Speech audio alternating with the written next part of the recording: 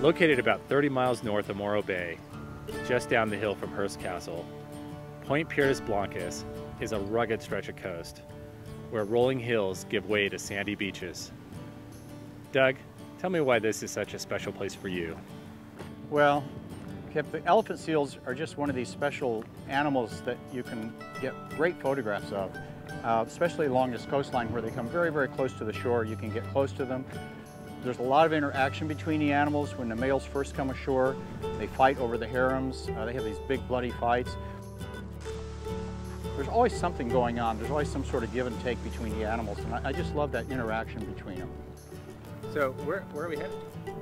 Well, we're going to take this sort of steep trail here, get closer to the beach, get down right on top of the animals, or well, not on top of them, but you know, a reasonable distance away so we can get a better shot.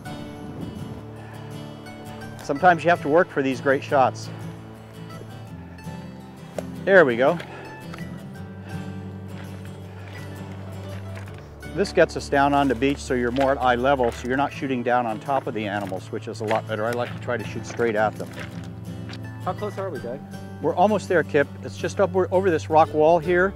There's a nice little cove that I know the elephant seals like to hang out in, and we can be close, but not so close that we're disturbing them. And that's why I brought this large telephoto lens so I can take shots of them from a very, very safe distance. Here we are, right here, and there they are, sitting right over there on that kelp. Great. What's so special about this location? The nice thing about this location is I can get very, very good shots of them. The elephant seals are almost always here, yet I can remain a safe distance away, so I'm not intruding in their environment, I'm not disturbing them in any way. Tell me a little bit about your equipment. Well, I start with a fairly heavy tripod. This is a carbon fiber tripod. On top of the tripod, I have this Wimberley head that allows me to move the camera freely without getting any camera shake in the shots that I'm taking.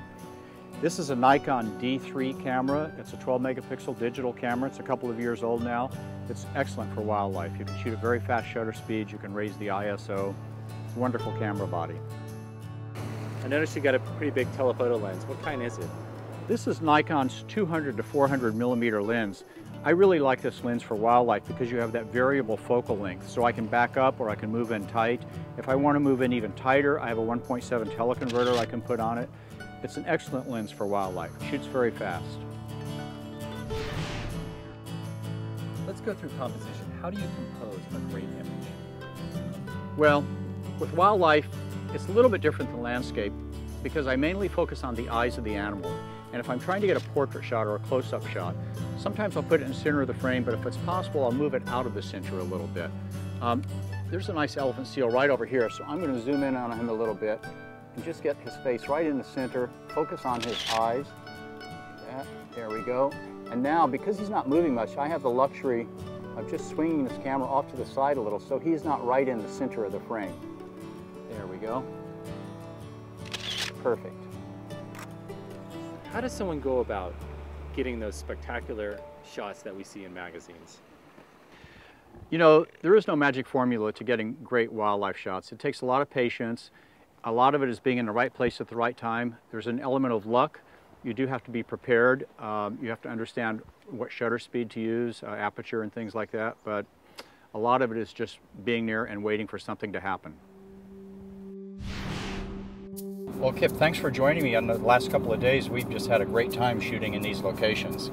The nice thing, too, about these locations, Kip, is every place that we've been is readily accessible. It's really easy to get to. I mean, these locations and many others along the California coast, any photographer who's interested can come here, get really good shots like we have. Yeah, I would agree. It's one of those things where you don't have to have special knowledge to find the 3 locations that we went to. They're right on any map. You can find them on a GPS or any good guidebook. Also, I don't know if you know it, but 2 out of the 3 areas that we went and shot at are actually marine protected areas. They're newly designated marine protected areas, so it's nice to see that these unique areas are being protected. Thanks again.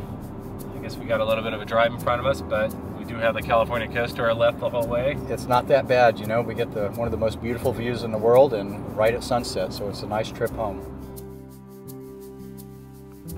For more information about photographic opportunities along the Central California coast or in marine protected areas, please visit our website.